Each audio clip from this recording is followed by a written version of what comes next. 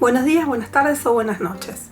Bienvenida a Cocina Molecular, un ciclo divulgativo realizado por el Laboratorio de Ilustración y Comunicación de la Ciencia, la ILUCO.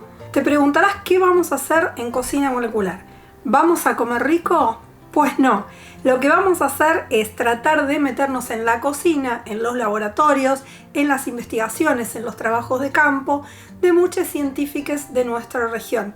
Vamos a tratar de enterarnos cómo es hacer ciencia en nuestra región con los recursos que hay. Mientras esta situación se prolongue, la mayoría del trabajo va a ser obviamente virtual, pero en cuanto todo esto se termine, vamos a tratar de ir a la cocina posta a posta y acompañar a los científicos en sus lugares de trabajo, enterarnos de cómo es ese trabajo que hacen.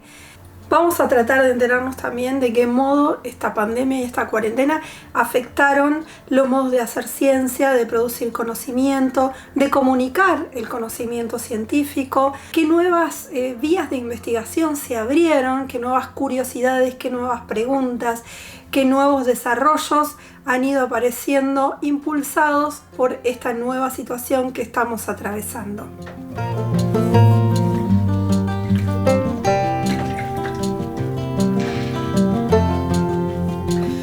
Hoy vamos a entrevistar al doctor Luis Diambra, que además es un compañero de trabajo nuestro del Centro Regional de Estudios Genómicos, es investigador independiente de CONICET y está a cargo del Laboratorio de Biología de Sistemas. Luis es físico y es un físico raro porque se dedica a estudiar fenómenos biológicos. Así que ahora, en este momento, vamos a iniciar esta primera entrevista. Te invito a sentarte, ponerte cómodo y ojalá que la disfrutes mucho. ¿Cómo has estado? ¿Has estado trabajando? ¿Cómo es esto de estar haciendo ciencia en cuarentena? ¿Te modificó demasiado la vida? Y sí, paso de estar trabajando en el laboratorio a estar en casa y compartir más el tiempo con mi familia, porque los chicos están en casa, todos estamos adentro, cambia mucho. Es más difícil concentrarse. Vos trabajás mucho con la compu, ¿no? Sí, mi trabajo es fundamentalmente a través de la computadora, haciendo modelos, estudios, analizando datos, así que sí, es mucho con la computadora. De alguna manera la pandemia no me impide continuar trabajando, ¿no? O la cuarentena no me impide continuar trabajando. Hay que adaptarse al trabajo en casa, que no es fácil, ¿no? Hay que adaptarse, que no es fácil, claro. Vos, el trabajo que haces es de bioinformática. Y se puede decir que es biología de sistemas. La bioinformática es una herramienta que hace parte del área de biología de sistemas. Yo soy de físico de formación y la biología de sistemas es como tener una approach físico a los fenómenos biológicos. Entonces, de alguna manera integro mi background con preguntas biológicas que me parecen muy fascinantes. Ahí con herramientas de bioinformática, de matemática, de física, uno trata de responder esas preguntas. Luis, ¿y de qué te nutrís para encontrar preguntas interesantes? ¿Dónde buscas? ¿Cómo haces? ¿Cuál es tu método para encontrar preguntas interesantes de un campo que en principio, digamos, no es en el que vos te formaste y seguramente no es donde más cómodo te sentís a priori? Entonces, ¿cómo llegás a esos lugares para empezar a encontrar preguntas que vos digas, acá hay un lugar donde yo puedo empezar a buscar respuestas y aportarle a este campo desde mis saberes? Es una pregunta interesante y difícil de responder.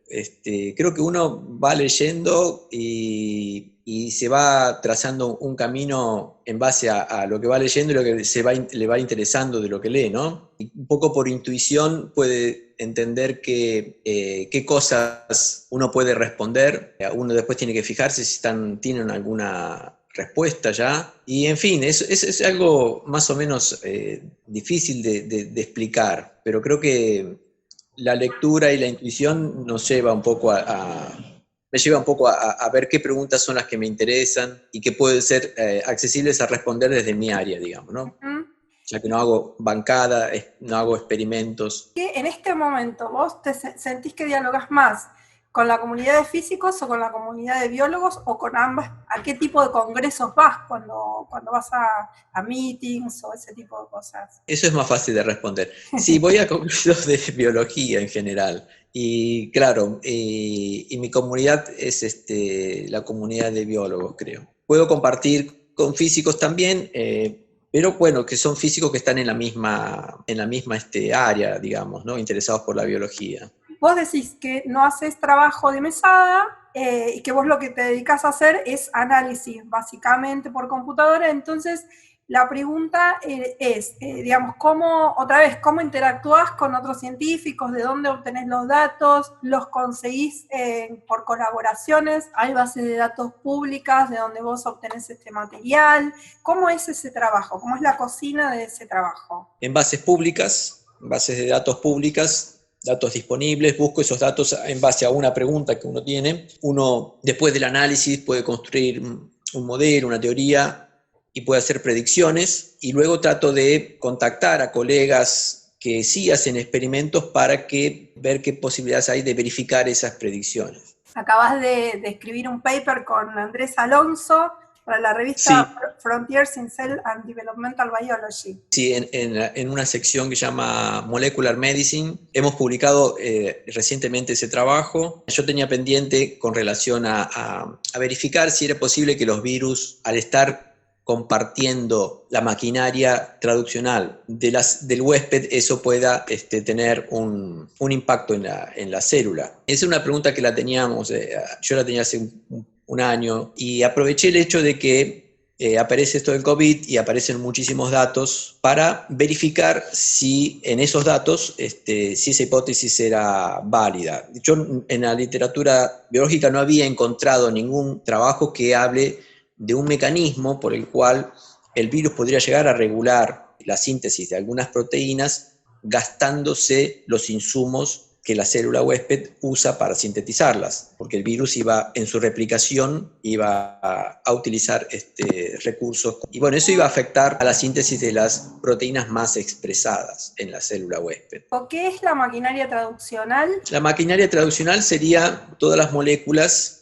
las biomoléculas que están involucradas en la síntesis de proteínas. Los virus no tienen esa maquinaria, se utilizan la de la célula. Y entonces, el virus usa la maquinaria del hospedador, en este caso del humano, digamos, al que está infectando, y utiliza los elementos que la persona necesita para construir sus propias defensas. O sea, podríamos decir que el virus de algún modo le está robando esos elementos al huésped, a la persona infectada. Claro, entonces es como una especie de economía compartida, pero donde el virus hace trampa, porque no pone nada, digamos, solo saca. En esa economía compartida lo que uno puede esperar es que aquellas proteínas que requieren insumos que el virus está gastando estén disminuidas. Entonces esa es la hipótesis que nosotros verificamos a partir de datos experimentales, que es así. Y lo interesante es que cuando uno se fija en aquellas proteínas que corresponden a las células que son invadidas por el virus, ¿no? Por ejemplo, las del pulmón y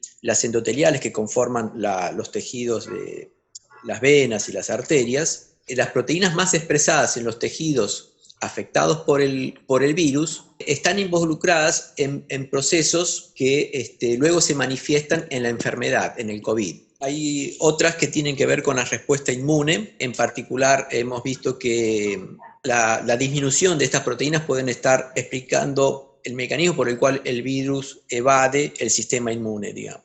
O sea, ¿por qué uno observa que muchas de las personas no presentan anticuerpos? Y eso puede ser porque está fallando el mecanismo de presentación de epítopes que están en las células, ¿no? Todo esto que ustedes encuentran como resultado, luego habría que pasar a una etapa de laboratorio para verificarlo, ¿verdad? Es un resultado empírico, digamos, porque no es solamente una teoría, porque nosotros conseguimos mostrar de que sí hay una disminución de estas proteínas. O sea, uno tiene la hipótesis, va a los datos, los analiza y muestra que eso es así.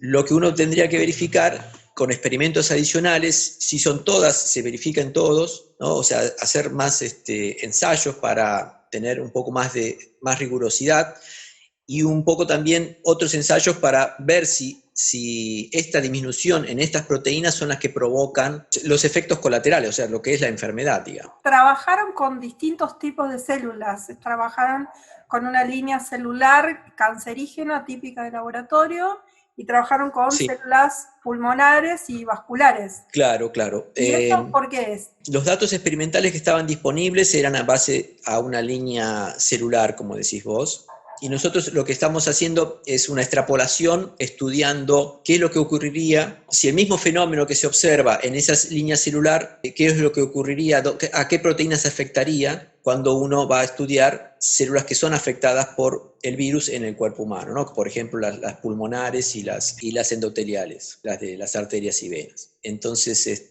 ahí hay una extrapolación.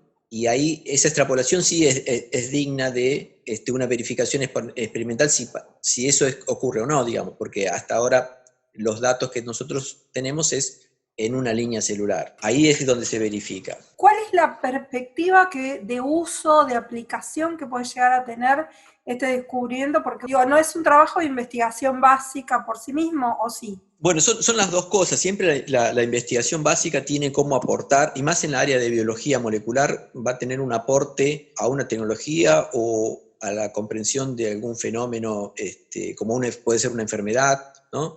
En este caso, tiene este aspecto de ser un mecanismo nuevo de regulación, ¿no? de un virus al huésped. Pero por otro lado, claro, como nosotros teníamos el interés de que esto nos pueda ayudar a entender la enfermedad como un efecto colateral de este fenómeno. Digamos, si nosotros observamos que va a haber proteínas que están disminuidas y esas proteínas están asociadas a las cosas que se ven, entonces nos ayudan a comprender el origen de los síntomas, de los efectos colaterales de la enfermedad. Y en términos de vacuna, ¿esto podría aportar algo de avanzar hacia algún tipo de vacuna? Hay una estrategia de vacunas que se basa en la reprogramación o tener un virus vivo, pero atenuado. Entonces, para eso se suelen cambiar el uso de los codones en ese virus, para hacer que sea menos virulento. Al cambiarle el uso de codones puede hacer que algunas proteínas estén más mal plegadas, que no afecten tanto a las proteínas estas que generan, digamos, la enfermedad, y de esta manera uno puede tener entonces un virus atenuado que no sea tan fuerte, al que nosotros podamos presentar defensa. Bueno, esa es en la literatura de vacunas existe esta área de cómo recodificar el virus. Querés saber qué son los codones, ¿no? Entonces te invito a que te quedes a disfrutar de la segunda parte de este video, pero todavía no te vayas. Al final te voy a dejar una tarjetita con el link. Pero primero, antes de irte, te voy a pedir que si te gustó este video y querés ver más contenido como este, te suscribas al canal, comentes acá abajo y además me gustes, porque ya sabes cómo es esto. Hay que darle de comer al algoritmo.